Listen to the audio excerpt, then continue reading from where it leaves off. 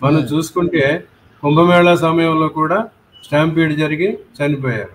అంతకుముందు వైకుంఠ ఏకాదశి నాడు తిరుపతిలో కొంతమంది చనిపోయారు, 53 మంది చనిపోయారు. ఆ తర్వాత కిందటి నెలలోనే చూసుకుంటే బెంగళూరులో ఆర్సీబీ విజయోత్సవంలో స్టాంపీడ్ జరిగి కొంతమంది చనిపోయారు. అట్లా ఇప్పుడు ఈ విమాన ప్రమాదం జరిగింది. ఇలాగ ఎన్మాస్ కొంచెం ఎక్కువ సంఖ్యలో ఎక్కువ మంది ఒకేసారి మరణించడానికి కారణాలేమో సంఘాత మరణాలు అంటారు. ఈ సంఘాత మరణానికి కారకుడు వచ్చి రాహువు కేతు అన్నమాట.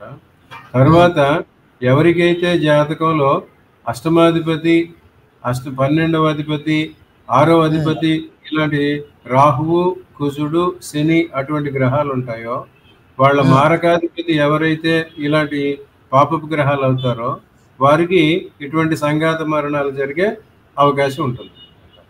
ఇవి గండాల్లో కూడా వస్తాయన్నమాట. గండాలని గండ మరణాలు, న్యాచురల్ మరణాలు, సహజ మరణాలు, అసహజ మరణాలు, దుర్మరణాలు అని 3 రకాలు.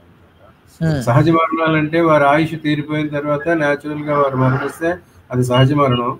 లేదా చిన్న చిన్న ప్రమాదాల్లోనో లేకపోతే వారు ఏదో మానసిక బాధలతోనో ఆత్మహత్యలు చేసుకుంటే అది అసహజ మరణం.